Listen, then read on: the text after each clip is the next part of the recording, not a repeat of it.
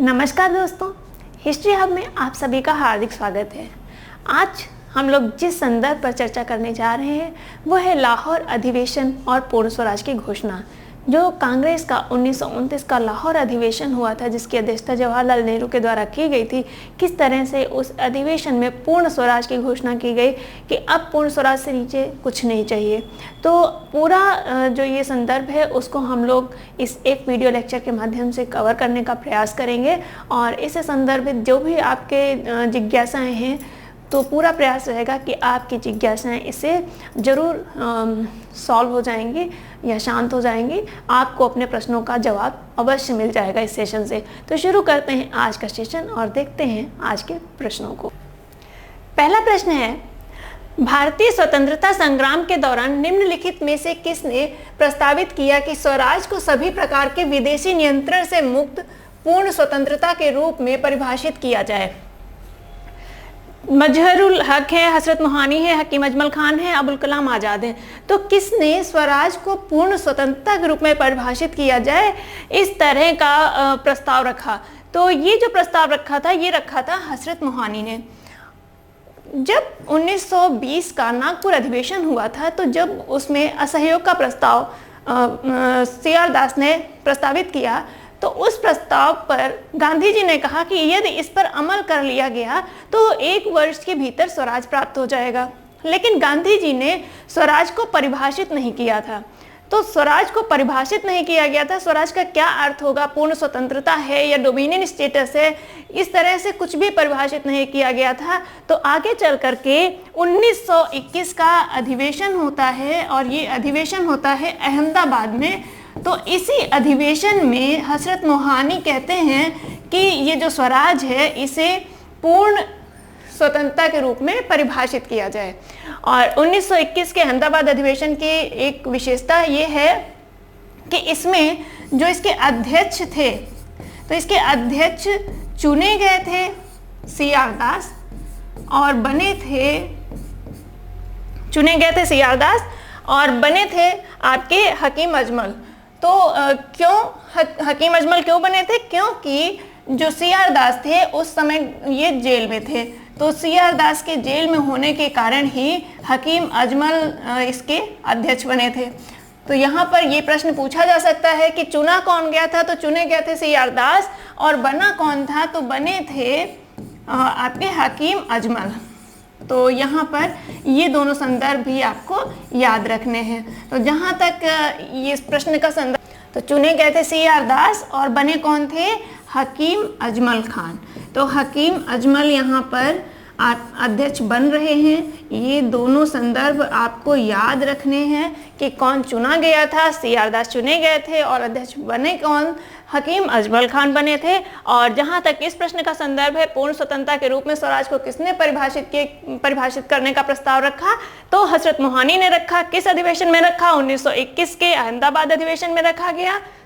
और अहमदाबाद अधिवेशन के संदर्भ में अन्य महत्वपूर्ण चीजें जो हैं वो भी हमने आपसे डिस्कस कर ली हैं। तो इस प्रश्न का सही जवाब है बी। नेक्स्ट देखते हैं। नेक्स्ट है, कांग्रेस ने कब पहली बार भारत की स्वतंत्रता का प्रस्ताव पारित किया? यहाँ पे पूछ रहा है कब पहली बार भारत की स्वतंत्रता का प्रस्ताव पारित किया। 1929, 1915, 1942 या फिर 1935? कब पहली बार स्वतंत्रता का प्रस्ताव पारित किया? तो ये पहली बार स्वतंत्रता का जो प्रस्ताव पारित किया गया था ये 1929 में किया गया था। 1929 का जो अधिवेशन था ये कहाँ हुआ था? ये लाहौर में हुआ था। तो लाहौर अधिवेशन में ही ये प्रस्ताव पारित किया गया था पहली बार और इसकी अध्यक्षता की थी जवाहरलाल नेहरू ने। तो इस प्रश्न का सही जवाब है ए, 1929। नेक्स्ट है, भारतीय राष्ट्रीय कांग्रेस ने किस सत्र में पूर्ण स्वाधीनता का प्रस्ताव पारित किया? तो अब यहाँ पे पूछा जा रहा है कि किस सत्र में पूर्ण स्वाधीनता का प्रस्ताव पारित किया।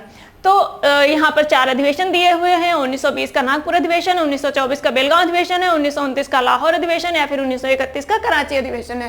क्या है इस प्रश्न का सही जवाब? तो इस प्रश्न का सही जवाब है सी। 1929 के लाहौर अधिवेशन में ही कांग्रेस ने पूर्ण स्वाधीनता का प्रस्ताव पारित किया। इस प्रश्न का सही जवाब है सी। नेक्स्ट देखते हैं।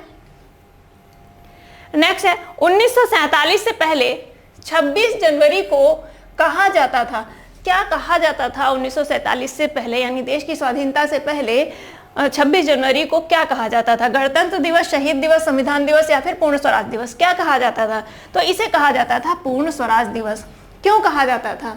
क्योंकि जो 1929 का जो लाहौर अधिवेशन था, उसी अधिवेशन में घोषणा की गई थी कि 26 जनवरी 1930 को पूर्ण स्वराज दिवस मनाया जाएगा, स्वतंत्रता दिवस मनाया जाएगा। तो पहली बार जो स्वतंत्रता दिवस मनाया गया था वो मनाया गया था 26 जनवरी 1930 को।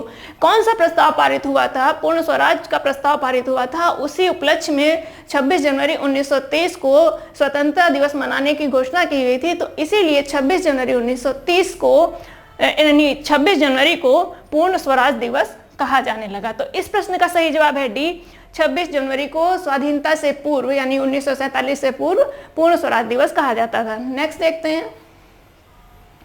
नेक्स्ट है 31 दिसंबर 1929 को मध्य रात्रि में राष्ट्रध्वज किसने फहराया था? तो यहाँ पे जो 31 दिसंबर 1929 की बात हो रही है कि आधी रात में किसने राष्ट्रध्वज फहराया था? मोतीलाल नेहरू हैं, राजेंद्र प्रसाद हैं, महात्मा गांधी या फिर जवाहरलाल नेहरू? तो ये जो राष्ट्रध्वज फहराया था ये जवाहरलाल नेहरू ने फहराया था। और ये प्रश्न ऐसे भी पूछा जाता है कि रावी नदी के तट पर किसने राष्ट्रध्वज फहराया था? तो कहाँ पे फहराया था? लाहौर में फहराया था। और अगर लाहौर की आप लोकेशन देखें, सिचुएशन देखें, तो वो है आपका रावी नदी के तट पर। तो रावी नदी के तट पर आ जाए प्रश्न, या फिर लाहौर। तो ये लाहौर अधिवेशन था, उसी अधिवेशन के अंतर्गत, उसी के कार्यक्रम के अंतर्गत आधी रात में जवाहरलाल नेहरू के द्वारा राष्ट्रध्वज फहराया गया था। तो इस प्रश्न का सही जवाब है डी, जवाहरलाल नेहरू। नेक्स्ट देखते हैं। नेक्स्ट है भारतीय राष्ट्रीय कांग्रेस के निम्न में से किस अधिवेशन की अध्यक्षता जवाहरलाल नेहरू ने सर्वप्रथम की? आपको मालूम होना चाहिए कि जवाहरलाल नेहरू भारतीय राष्ट्रीय कांग्रेस के 3 बार अध्यक्ष रहे हैं। तो अब यहाँ पे पूछा जा रहा है कि कब उन्होंने पहली बार अध्यक्षता की। तो पहली बार जो अध्यक्षता की थी वो की थी लाहौर अधिवेशन 1929 की। इसके अतिरिक्त 1936 और 1937 के अधिवेशन की भी अध्यक्षता की है जवाहरलाल नेहरू ने। तो ये 3 बार कुल कांग्रेस के अध्यक्ष बने हैं। पहली बार अध्यक्ष बने थे 1929 के लाहौर अधिवेशन में। और यहाँ भी एक संदर्भ महत्वपूर्ण है कि इस अधिवेशन की अध्यक्षता के लिए चुने गए थे गांधी जी। कौन चुना गया था? गांधी जी चुने गए थे। और गांधी जी ने अपनी जगह पर जिसको बना दिया था अध्यक्ष, वो थे जवाहरलाल नेहरू। तो चुने, अगर पूछा जाए कि लाहौर अधिवेशन 1929 के लिए किसे अध्यक्ष चुना गया था, तो चुने गए थे गांधी जी। और बना कौन? तो बने जवाहरलाल नेहरू। तो ये भी संदर्भ आपको ध्यान रखना है। तो जहां तक इस प्रश्न का संदर्भ है, ये इसका सही जवाब है ए, लाहौर अधिवेशन 1929 में जवाहरलाल नेहरू सर्वप्रथम कांग्रेस के अध्यक्ष बने। और जवाहरलाल नेहरू के साथ साथ दादा भाई नौरोजी 2 व्यक्ति ऐसे हैं जो कांग्रेस के सर्वाधिक बार अध्यक्ष बने हैं। और सर्वाधिक कितनी बार? 3 बार अध्यक्ष बने हैं दोनों ही व्यक्ति। तो यहाँ पर इस प्रश्न का सही जवाब है ए। नेक्स्ट देखते हैं।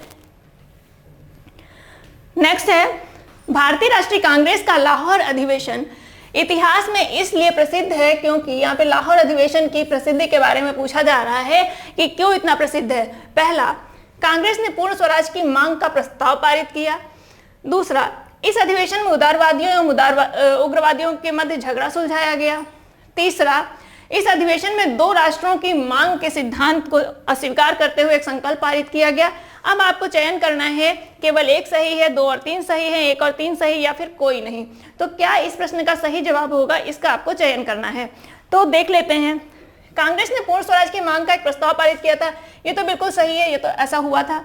इस अधिवेशन में उदारवादियों और उग्रवादियों के मध्य झगड़ा सुलझाया गया था, ये झगड़ा इसमें नहीं सुलझाया गया था। कब सुलझाया गया था? ये 1916 के लखनऊ अधिवेशन में सुलझाया गया था, इसलिए यहाँ पर ये कथन गलत है।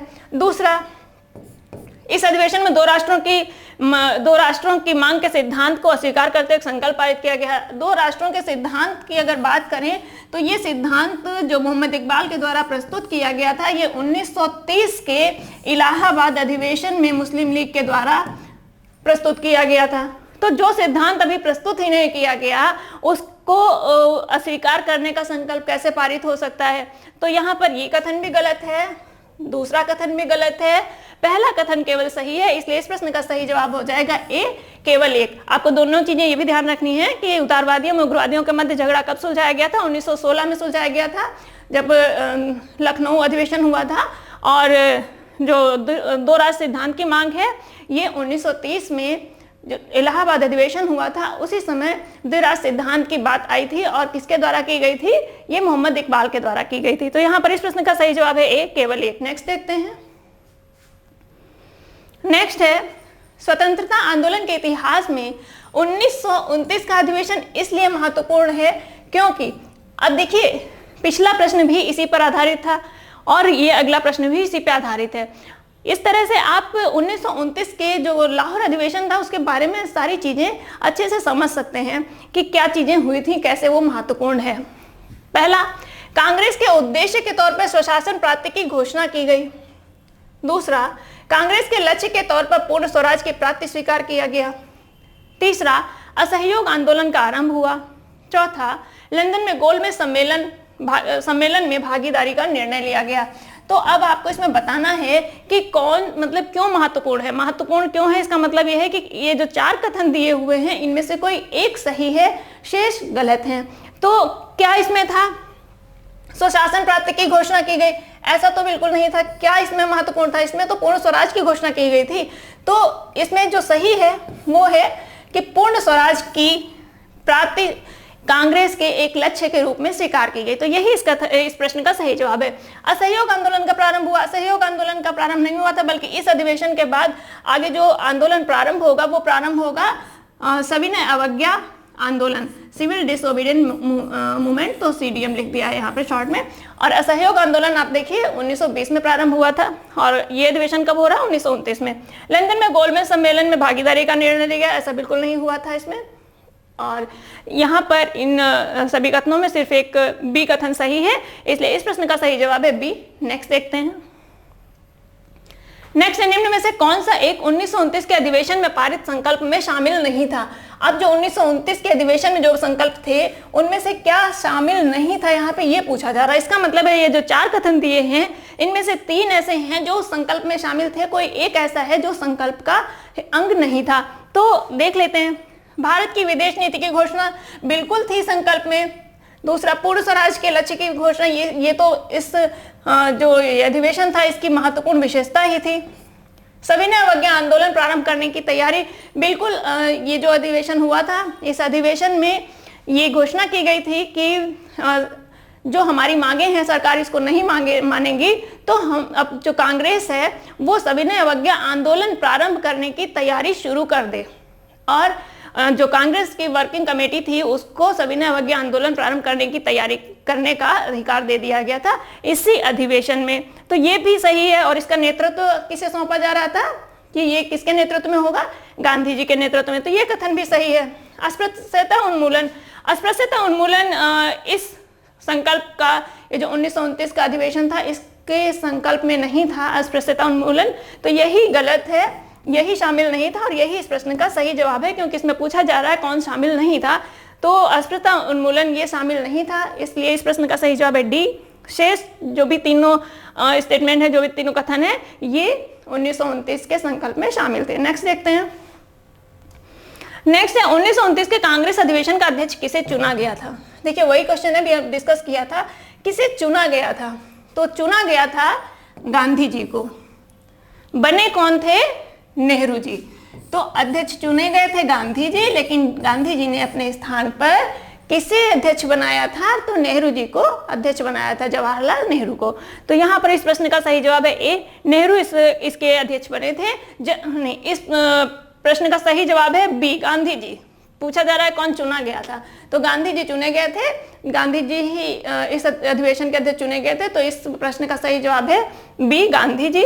और आपको ये मालूम है कि अध्यक्ष बना कौन था? नेहरू जी बने थे। यहाँ पे आकर के इस अधिवेशन से संबंधित जो प्रश्न थे वो पूर्ण हो जा रहे हैं और जो चर्चा की गई है उनसे अगर उन पे थोड़ा सा ध्यान देंगे तो इस अधिवेशन से और पूर्ण स्वराज की घोषणा से संबंधित जो भी प्रश्न एग्जाम में आते हैं आप उनको बहुत आसानी से कर पाएंगे, किसी भी तरह की समस्या आपको नहीं होगी। मिलते हैं इसी तरह के अगले सेशन में कुछ अन्य महत्वपूर्ण प्रश्नों के साथ एक नए टॉपिक पे। तब तक के लिए आप सभी को बहुत बहुत धन्यवाद। Thank you.